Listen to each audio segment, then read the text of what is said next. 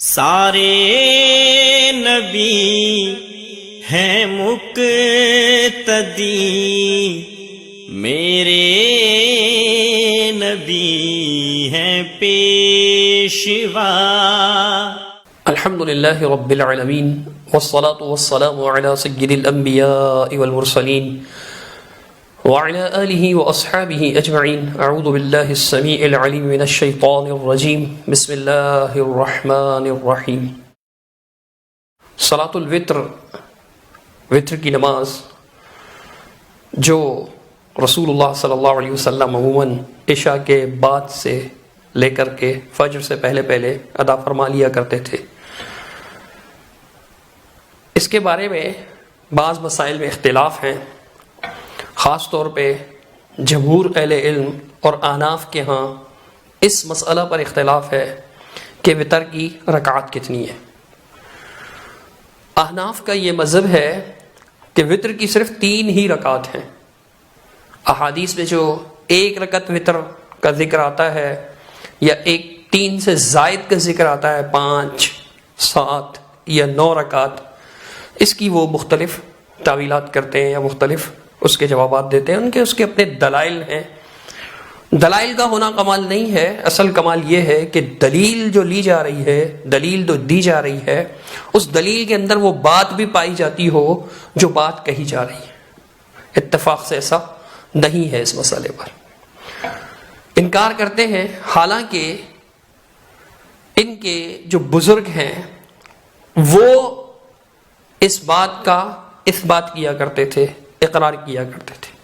چنانچہ ہم دیکھتے ہیں کہ اکابر دیوبند کے ایک معروف نام مولانا خلیل احمد سہارنپوری صاحب، جنہیں ان کے ہاں المحدث الکبیر کہا جاتا ہے، بڑی معروف شخصیت ہیں۔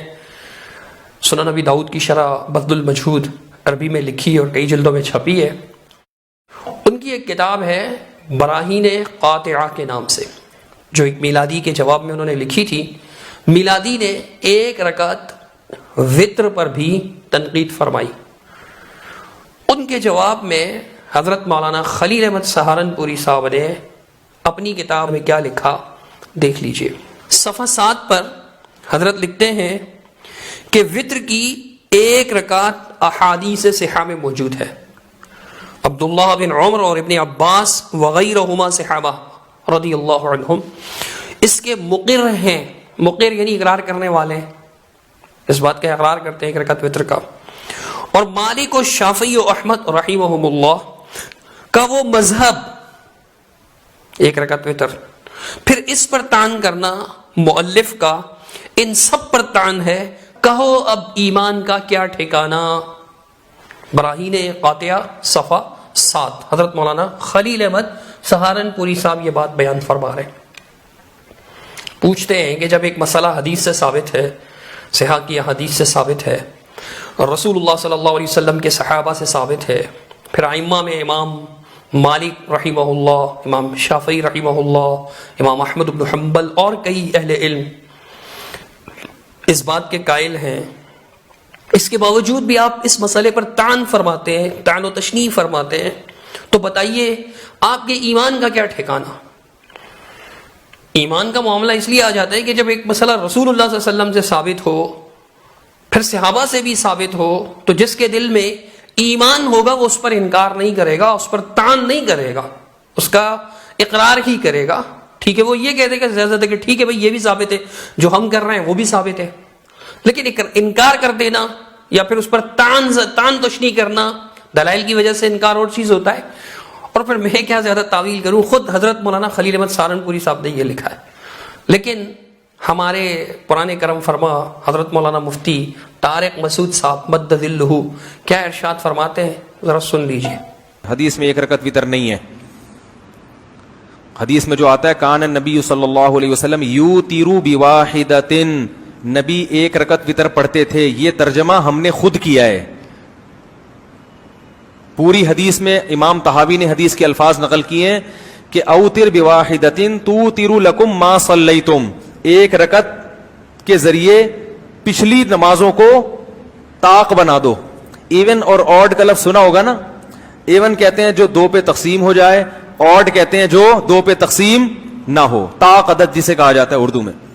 تو جہاں بھی یوتر بواحدۃ کا لفظ ہے وہاں امام ابو حنیفہ کی رائے کے مطابق، اور یہ بڑی مضبوط رائے ہے، اس پر میں ایک پورا کلپ ریکارڈ کرواؤں گا انشاءاللہ، کہ یوتر بواحدۃ کے الفاظ آئے ہیں وہاں مطلب یہ کہ ایک رکعت کے ذریعے پچھلی 2 رکعتوں کو وتر بنا دو، کیونکہ 2 رکعتیں ایون تھی، ایک کے ذریعے آپ نے کیا بنا دیا؟ آڈ. یہ جہاں بھی لکھا ہوتا ہے نا نبی صلی اللہ علیہ وسلم 1 رکعت وتر پڑھتے تھے، تو آپ ان سے کہیں کہ یہ عربی سے اردو ترجمہ یہ تو تم نے خود کیا ہے، صحیح ہے نا، 1 رکعت وتر پڑھتے تھے.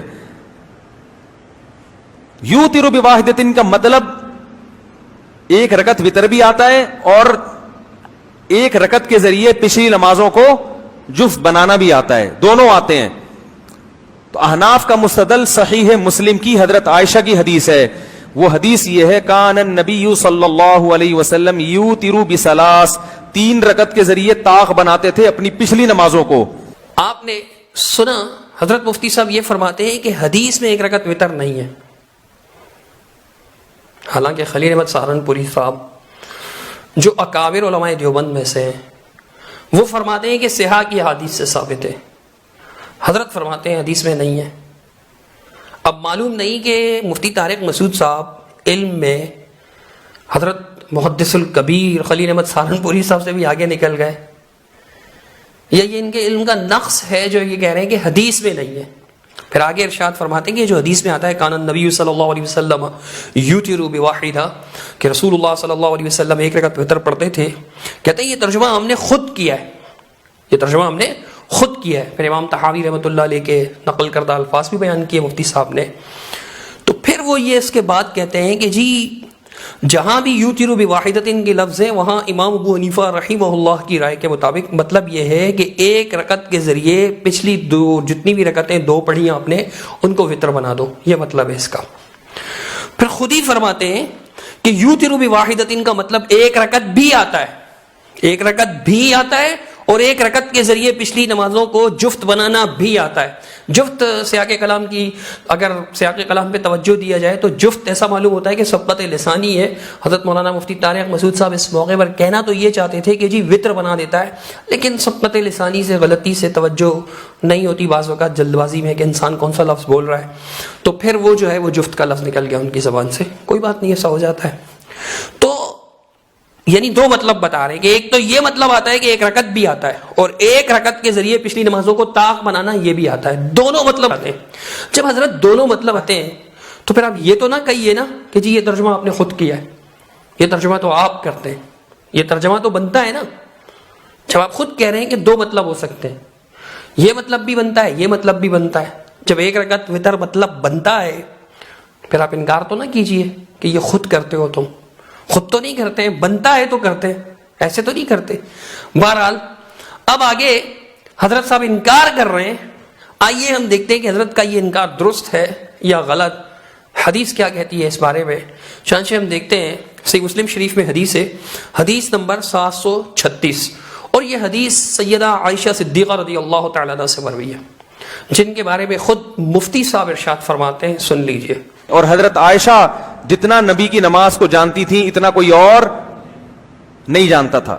دیکھیے مفتی صاحب اعتراف کر رہے ہیں کہ امی عائشہ صدیقہ رضی اللہ تعالیٰ نبی کریم صلی اللہ علیہ وسلم کی نماز کو سب سے زیادہ جانتی تھیں.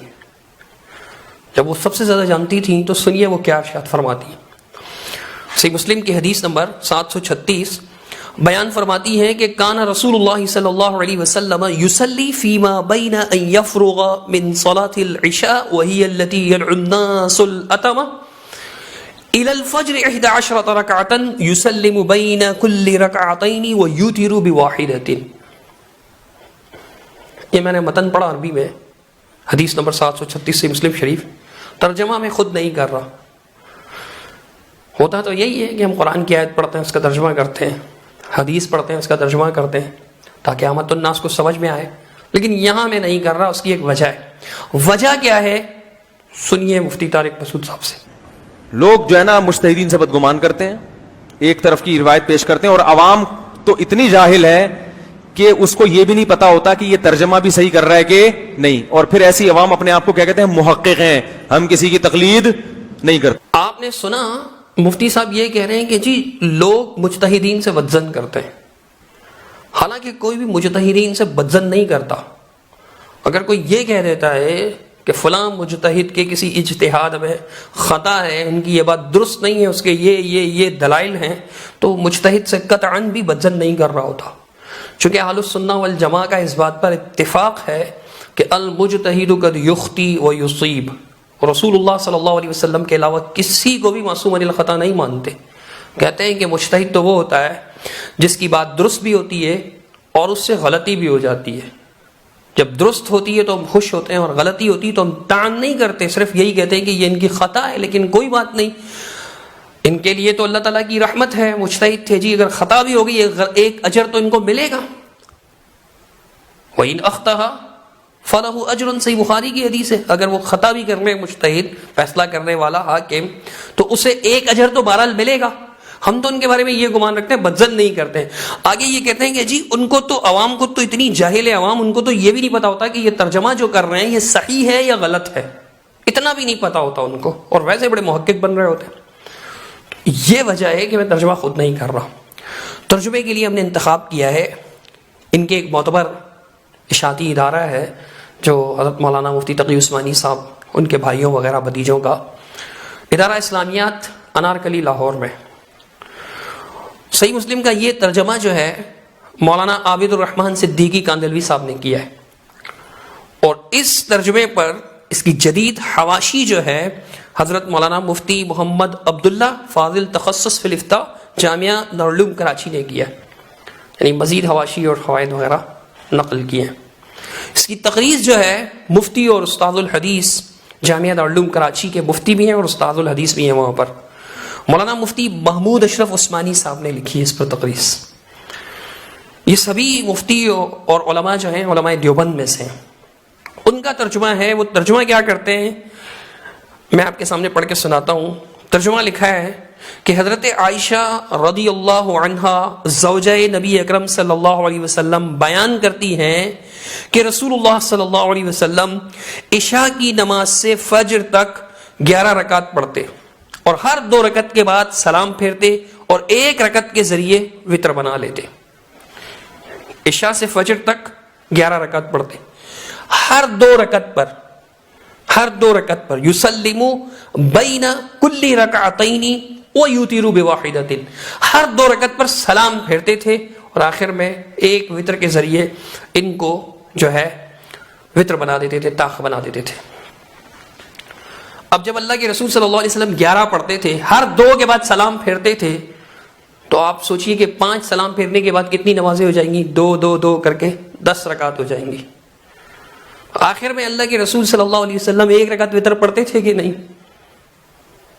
ترجمہ میں نے خود نہیں کیا، ترجمہ جس کو عام طور پہ ہم ترجمہ کہہ رہے ہوتے ہیں، تو یہ میں نے خود نہیں کیا، علماء دیوبند نے جو ترجمہ کیا وہ آپ کے سامنے رکھا۔ کیوں؟ کیونکہ مفتی صاحب جس طرح سے ذہن بنا رہے لوگوں کا، کل کو کوئی یہ نہ سمجھے کہ یار یہ تو غلط ترجمہ کیا گیا ہے، یہ صحیح ترجمہ ہے بالکل، اور بات بڑی آسان سی ہے، کوئی بھی سمجھ سکتا ہے کہ جب 11 رکعت پڑھتے تھے اور ہر 2 رکعت کے بعد سلام پھیر دیا جاتا تھا، آپ صلی اللہ علیہ وسلم سلام پھیر دیا کرتے تھے، تو 10 رکعت تو ایسے پڑھ لی سلام پھیر پھیر کر، 2 پر سلام 2 پر سلام 2 پر سلام، پھر 2 پر سلام، پھر 2 پر سلام، یہ 10 رکعتیں ہو گئیں۔ ہم باقی 11 رکعت پڑھنے کے لیے کتنی رکعت پڑھی اللہ کے رسول صلی اللہ علیہ وسلم نے؟ 1 رکعت وتر۔ یہ واضح دلیل ہے یا نہیں کہ اللہ کے نبی صلی اللہ علیہ وسلم نے 1 رکعت وتر پڑھی ہے؟ لیکن کمال ہے مفتی صاحب، یعنی یہ صحیح مسلم کی حدیث ہے، کوئی دور دراز کی کتاب نہیں ہے۔ صحیح مسلم حدیث کی ان کتابوں میں سے ہے نا کہ جو ان کے ہاں بھی اور ہمارے ہاں بھی سبقن پڑھائی جاتی ہے، باقاعدہ استاد سے سبقن پڑھی جاتی ہے، استاد پڑھاتے ہیں، ہر حدیث پڑھتے ہیں صحیح مسلم شریف کی۔ یہ جو 8 سالہ درس نظامی کا کورس ہے اس کے نصاب میں شامل ہے، اس میں یہ حدیث موجود ہے، لیکن حضرت فرماتے ہیں کہ جی یہ جو 1 رکعت وتر پڑھتے تھے حدیث میں نہیں ہے۔ سن لیجیے، آپ پھر سے سن لیجیے اتنا سا جملہ، حدیث میں 1 رکعت وتر نہیں ہے۔ حضرت حدیث میں ہے، آپ کے علم میں نہیں ہے، آپ نفی نہیں کریں گے حدیث میں نہیں ہے۔ جیسے آپ کے خلیل احمد سہارنپوری صاحب المحدث الکبیر، انہوں نے اس بات کا اعتراف کیا کہ صحاح کی حدیث سے ثابت ہے، صحابہ سے بھی ثابت ہے، ایسے آپ کو بھی کہنا چاہیے تھا کہ حدیث میں ہے 1 رکعت وتر۔ بلا وجہ ایک رکعت کو ایشو نہ بنائے نا آپ. پھر آپ تو توڑ والے نہیں ہیں، جوڑ والے ہیں. آپ تو ہر وقت امت میں توڑ کے غم میں مبتلا رہتے ہیں. ہر وقت آپ کو اس بات کی فکر رہتی ہے کہ امت میں جوڑ پیدا ہو، توڑ پیدا نہ ہو. تو امت کی جب غالب اکثریت حنفیہ کے علاوہ شوافی، مالکی، حنبلی سب ایک رکعت پڑھ رہے ہیں، تو پھر کیوں آپ ایک رکعت کا انکار کر رہے ہیں کہ حدیث میں نہیں ہے؟ آپ توڑ نہیں رہے امت کو. اب دوسرے ایسا کرتے ہیں تو فوراً توڑ توڑ توڑ توڑ توڑ کا شور شروع ہو جاتا ہے. توڑ توڑ توڑ کا شور شروع ہو جاتا ہے. بہرحال اب دیکھیے حدیث سے ثابت ہے. صاحب کی شان میں ایک جملہ عرض کرنے کو دل چاہ رہا ہے، آپ کے اپنا جملہ، آپ کے اپنے الفاظ میں. یہ فنڈر گیری میں نے کہا آپ جیسوں پہ سوٹ نہیں کرتی. آخری بات، مفتی صاحب نے اپنے اس کلپ میں جو شارٹ کلپ سامنے آیا ہے، اس میں مفتی صاحب بتا رہے ہیں کہ جی میں تفصیلی اس پر جو ہے نا وہ ریکارڈ کرواؤں گا. اس پر میں ایک پورا کلپ ریکارڈ کرواؤں گا انشاءاللہ. تفصیلی ریکارڈ کروائیں گے تو انشاءاللہ اس کو بھی دیکھ لیں گے. ٹھیک ہے. حالانکہ مسئلہ تو وہ ہے کہ جس پر المحدث الکبیر انور شاہ کشمیری صاحب جیسے لوگوں کو کئی سالوں تک سوچنا پڑا کہ احناف کی طرف سے اس کا کیا جواب دیا جائے. بہرحال مفتی صاحب کہہ رہے ہیں کہ جی میں تفصیلی ریکارڈ کرواؤں گا. جب وہ کروائیں گے تو پھر انشاءاللہ ہم بھی دیکھ لیں گے. حضرت نے ایک بات آخر میں جو ارشاد فرمائی وہ یہ کہ وہ کہتے ہیں کہ جی یہ جو ہے نا احناف جس طریقے سے پڑھتے ہیں نا یہ بالکل بے غبار طریقہ ہے، اس پر سب کا اتفاق ہے. یہ والا جو طریقہ حناف نے اختیار کیا یہ بے غبار ہے، اس میں سب کے نزدیک وتر کی نماز ادا ہو جائے گی. حضرت احناف ہی رہ جاتے ہیں کہ جو 3 رکعت ایک ساتھ پڑھتے ہیں. باقی تینوں صرف احناف کا اختلاف ہے نا، مطلب ایک رکعت سے. باقی تو امام مالک رحمۃ اللہ علیہ، امام شافعی، احمد بن حنبل اور دیگر اہل علم اس بات کے قائل ہیں کہ ایک رکعت وتر پڑھی جا سکتی ہے. اختلاف کرنے والے صرف احناف رہ جاتے ہیں. اب احناف خود فرماتے ہیں، حضرت مفتی طارق مسعود صاحب ارشاد فرماتے ہیں کہ ایک رکعت پڑھ لو آپ، اگر آپ کا اطمینان ہے تو دیکھ لیجئے یہ کلپ بھی. خود حضرت فرما رہے ہیں کہ ایک رکعت پڑھ لو اگر آپ کا اطمینان ہے تو. ایک دفعہ ایک یورپ سے امریکہ سے ایک صاحب آئے، خون پینا شروع کر دیا میرا، اور وہی کہ وتر تو ایک رکعت ہے ایک رکعت ہے ایک رکعت ہے، رٹا لگایا انہوں نے. میں نے کہا تو ٹھیک ہے ایک رکعت آپ کا اگر اطمینان ہے تو آپ ایک رکعت پڑھیں، ہم تو حرمین میں بھی ایک رکعت پڑھتے ہیں. آپ نے سنا مفتی صاحب کہہ رہے ہیں کہ ایک رکعت پڑھ لو اگر آپ کا اس پر اطمینان ہے تو حرمین میں پڑھی جاتی ہے، ہم پڑھتے ہیں. تو مطلب ایک رکعت وتر اگر پڑھی جائے گی یا 3 رکعت اس طرح سے پڑھی جائے گی کہ 2 پر سلام پھیر دیا، پھر تیسری رکعت کے لیے کھڑے ہوئے اور ایک رکعت وتر پڑھ لی، تو اس پر آپ کا بھی اختلاف نہیں ہے، آپ خود تو کہہ رہے ہیں پڑھ لو. تو پھر بے غبار تو یہ طریقہ بھی ہوا، صرف احناف کا ہی طریقہ کیوں بے غبار ہوا؟ یہ بھی بے غبار ہی ہے، اس میں بھی کوئی غبار نہیں ہے. اور غبار ہو بھی نہیں سکتا کہ رسول اللہ صلی اللہ علیہ وسلم سے ثابت ہے. خود مفتی صاحب نے اسی گفتگو میں ارشاد فرمایا کہ صحابہ سے ثابت ہے ایک رکعت پڑھ لو. بعض صحابہ سے ثابت ہے تو ایسے تو ہمارا عمل بھی بعض صحابہ سے ثابت ہے. جب صحابہ سے بھی ثابت ہے، ائمہ مجتہدین سے بھی ثابت ہے، تو پھر چھوڑیے نا لوگوں کو ایک رکعت پڑھ لیں.